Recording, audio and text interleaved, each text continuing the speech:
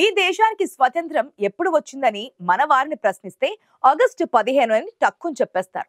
దాదాపు ఒకరిద్దరు నిరక్షరాస్యులు తప్ప చదువుకున్న వారెవరూ 15 ఆగస్టు గురించి తెలియకుండా ఉండరు కదా.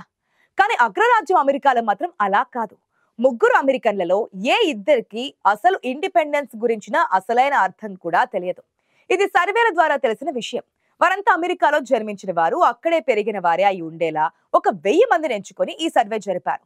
కొంతమందికైతే తమ దేశానికి ఏ దేశం నుంచి విముక్తి లభించింది, గతంలో ఏ దేశం తమను పాలించింది అన్న విషయం కూడా తెలియదట.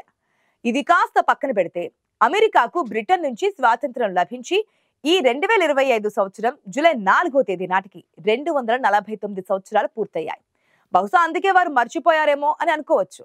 అగ్రరాజ్యం అమెరికా సంయుక్త రాష్ట్రాలు తమ 249వ స్వాతంత్ర దినోత్సవం జరుపుకోవడానికి ఘనంగా ఏర్పాట్లు జరుగుతున్నాయి. ప్రస్తుతం ప్రపంచ రాజకీయాల్లో పెద్దన్న పాత్ర పోషిస్తున్న అమెరికా కూడా ఒకప్పుడు రవి అస్తమించిన బ్రిటిష్ సామ్రాజ్యం కింద బానిసగానే బతికింది. బ్రిటిష్ పాలన నుంచి స్వతంత్రం దేశంగా అవతరించే క్రమంలో జరిగిన పరిణామాలు, అందుకు దారితీసిన పరిస్థితుల గురించి కొన్ని ఆసక్తికర అంశాలను ఈ రోజుటి ఇండెప్త్ లో తెలుసుకునే ప్రయత్నం చేద్దాం పదండి. దాదాపు 2.5 శతాబ్దాల క్రితం బ్రిటిష్ పాలనలో వ్యతిరేకిస్తూ అమెరికాలోని 13 కాలనీల్లోని జనం ఒక అంశంపై ఒక్కటయ్యారు. తమను పాలిస్తున్న బ్రిటిష్ పాలకులు పన్నుల్ని విపరీతంగా పెంచడం, పంచదార, కాఫీ, టీ తదితర ఉత్పత్తులపై దిగుమతి సుంకం పెంచడం వారికి తలకు మించిన భారంగా మారింది. అయితే కాలానిస్టుల అభిప్రాయం కోరకుండానే దేశంలో సైన్యాన్ని మోహరించడం, ప్రజలపై కాల్పులకు తెగబరడం చేశారు బ్రిటన్ అధికారులు. అంతేకాదు కాలానిస్టులకు పార్లమెంటులో సముచిత స్థానం కల్పించకపోవడం వంటి పరిణామాలు వారిలో స్వాతంత్రాకాంక్షను రగిలించాయి. ఈ నేపథ్యంలో 1760 నుంచి 1770 మధ్య అమెరికన్ కాలనీలు, బ్రిటిష్ పాలకుల మధ్య తీవ్ర ఘర్షణ మొదలైంది. అది కాస్త చివరకు అమెరికన్ విప్లవానికి తెరతీసింది. ఈ క్రమంలో గ్రేట్ బ్రిటన్ నుంచి పూర్తిగా విముక్తి పొందితేనే బానిసత్వం తొలగుతుందంటూ 1775 ఏప్రిల్లో కాలానిస్టులు ప్రజల్లో స్వతంత్ర కాంక్ష రగిల్చారు. ఇందులో భాగంగా 1776లో రాజకీయవేత్త థామస్ పెయిన్ కామన్ సైన్స్ పేరిట ప్రచురించిన కరపత్రాలతో ప్రజలను చైతన్యవంతులు చేశారు. బ్రిటిష్ అమెరికన్ కాలనీల ప్రతినిధులు అదే ఏడాది జూన్ 7వ తేదీన ఫిలడెల్ఫియాలోని పెన్సిల్వేనియా స్టేట్ హౌస్ లో నిర్వహించిన సమావేశంలో వర్జీనియా ప్రతినిధి రిచర్డ్ హెన్రీ లీ కాలనీల స్వాతంత్ర్యం కోసం తీర్మానం ప్రవేశపెట్టారు. వాడివేడి చర్చల అనంతరం లీ తీర్మానంపై ఓటింగ్ వాయిదా వేసిన continental congress Thomas Jefferson, John Adams, Roger Sherman, Benjamin Franklin, Robert R Livingston అనే 5 సభ్యులతో కూడిన కమిటీని నియమించింది. గ్రేట్ బ్రిటన్ పెత్తనాన్ని కాలనీలు ఎందుకు వ్యతిరేకిస్తున్నాయో తెలుపుతూ, స్వరాజ్య కాంక్షను సమర్థిస్తూ అధికారిక ప్రకటన చేసేందుకు వీలుగా ముసాయిదా రూపొందించాలని స్పష్టం చేసింది. అనేక పరిణామాల అనంతరం జూలై 2న లీ తీర్మానానికి అనుకూలంగా ఓటు వేసిన కాంటినెంటల్ కాంగ్రెస్ బ్రిటిష్ సింహాసనాన్ని తాము వ్యతిరేకిస్తున్నట్లు స్పష్టమైన సంకేతాలిచ్చింది. ఆ తర్వాత 2 రోజుల అనంతరం అంటే జూలై 4వ తేదీన డిక్లరేషన్ ఆఫ్ ఇండిపెండెన్స్ పేరిట స్వాతంత్రం ప్రకటించుకుంది. All men are equal created అంటే మనుషులంతా ఒక్కలాగే సృష్టించబడ్డారు, అందరికీ సమాన హక్కులు ఉండాలి అనే ఉద్దేశంతో థామస్ జెఫర్సన్ ఒక ప్రకటన విడుదల చేశారు. అదేవిధంగా ఇప్పటి నుంచి మన ముందు తరాలు ఒక గొప్ప పండుగను ప్రతి ఏటా జరుపుకుంటారు, సంబరాలు చేసుకుంటారు. పరేడ్లు, ఆటలు, గంటల మోత, టపాసుల కాంతులు ఖండమంతటా విస్తరిస్తాయి అంటూ మసాచుసెట్స్ ప్రతినిధి జాన్ ఆడమ్స్ తన భార్యకు రాసిన లేఖలో స్వాతంత్ర్యం ఖరారైందని శుభవార్త పంచుకున్నారట. ఇలా ఒకవైపు బ్రిటిష్ బలగాలతో కాంటినెంటల్ ఆర్మీ యుద్ధం కొనసాగుతుండగానే మరోవైపు స్వాతంత్ర్యం ప్రకటన వెలువడింది. ఈ క్రమంలో 1778లో ఫ్రాన్స్ అమెరికా కాలనీల తరపున రంగంలోకి దిగడంతో ఎట్టకేలకు 1781లో వర్జీనియాలోని యార్క్ టౌన్ లో కొన్ని బ్రిటిష్ సేనలు లొంగిపోయాయి.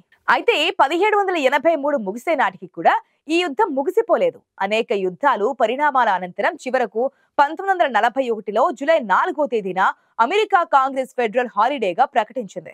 అదే అమెరికా స్వాతంత్రం లభించిన రోజుగా అమెరికా చరిత్రలో నమోదైంది కూడా.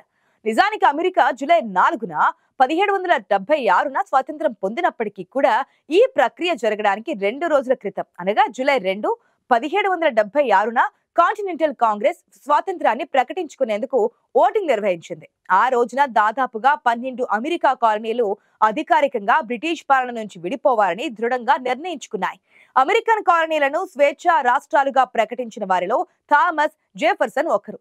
అదే సమయంలో ప్రఖ్యాత రాజనీతిజ్ఞుడు, దౌత్యవేత్త, అమెరికా 3వ అధ్యక్షుడు, రాజకీయ తత్వవేత్త అయిన బెంజమిన్ ఫ్రాంక్లిన్ కూడా ఉన్నారు. దీంతో జూలై 4, 1777న అమెరికా కాలనీలు పూర్తి స్థాయిలో అధికారికంగా స్వాతంత్రాన్ని పొందాయి.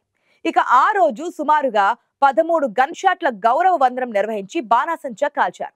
ఆ తర్వాత ఈ వేడుకలు జూలై 4, 1801లో తొలిసారిగా వైట్ హౌస్ లో ఘనంగా జరిగాయి. ఇక అప్పటి నుంచే ఆ ప్రత్యేకమైన రోజు అమెరికాలో బాణాసంచా కాల్చడం ఒక ఆనవాయితీగా మారింది.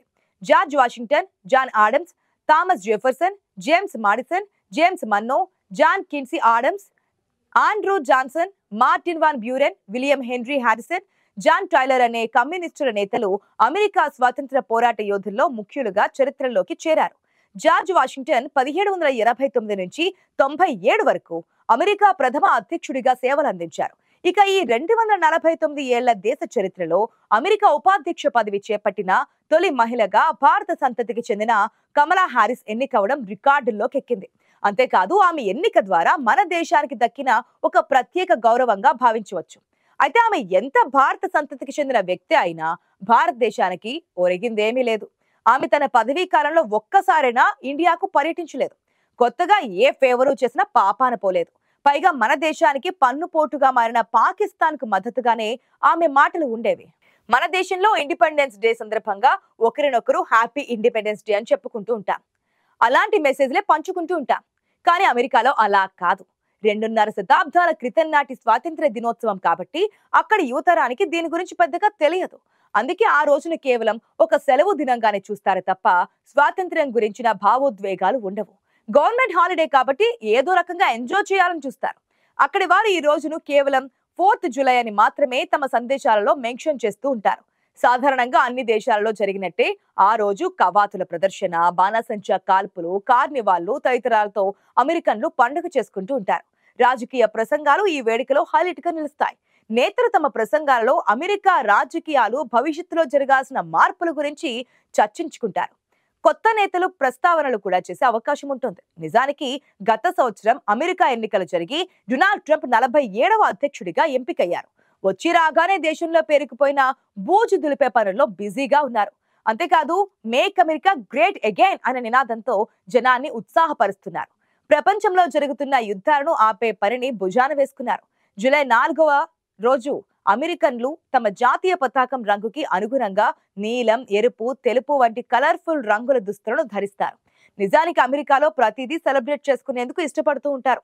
అలాగే 4th జూలైని కూడా కుటుంబ సభ్యులంతా కలిసి పిక్నిక్స్ చేసుకుంటూ ఎంజాయ్ చేస్తారన్నమాట.